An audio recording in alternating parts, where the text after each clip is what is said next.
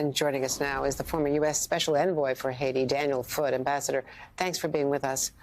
This is a tragedy upon a tragedy. I mean, you've got, in 2021, a judge investigating the murder of the former Haitian leader, charged his widow, among others, including the prime minister, for that assassination, rather.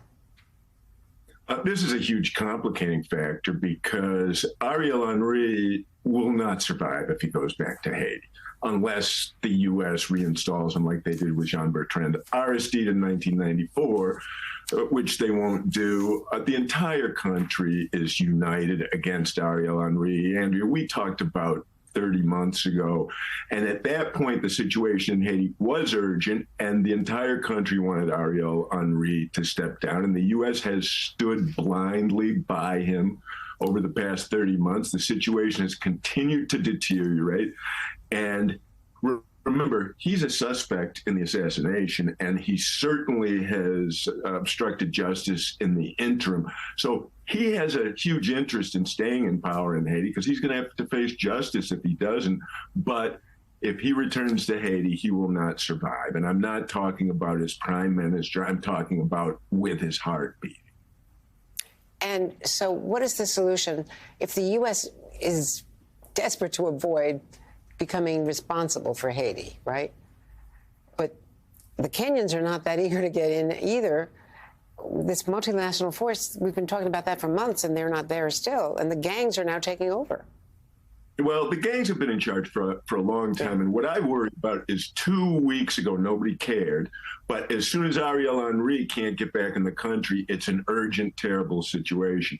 The moment Ariel Henry resigns, the gangs will simmer down to some extent because they're breaking things as a signal for him not to come back in.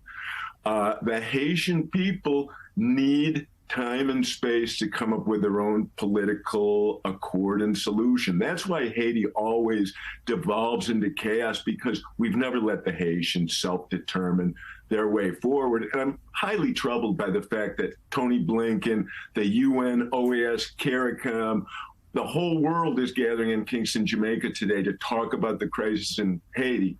Where are the Haitians in this? Come on. So why is the U.S. so reluctant to publicly pressure Henry to resign? That's a good question. I would posit because he was their choice. He was a bad choice, and they don't want to admit that they were wrong. And at this stage, what is the solution? How do you grow any kind of political system there? I mean, I was there when the elections were held that got Aristide back, and you know how that ended up.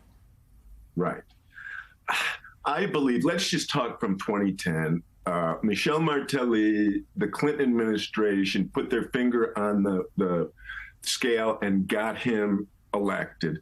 Jovenel Moïse was elected in disputed elections, was never legitimate. The U.S. backed him as he let Parliament dissolve and aligned with the gangs. And then we installed Ariel Henry and have let him run Haiti into the ground. So the Haitian people are asking, why cannot we come up with our own solution? There was a solution, a civil society, political opposition solution 2 years ago called the Montana Agreement for an interim government and a roadmap towards restoring a government and eventually having elections. The U.S. has ignored that. It has unraveled to a certain extent, but I'm confident if the Haitians are empowered, that they will reach a political agreement on which you'll have a foundation to maybe build a Haitian government that the Haitians want for the first time in history. Let's let the Haitians have a chance to mess up Haiti for one time. I guarantee you they will not mess it up as much as the United States and the international community has.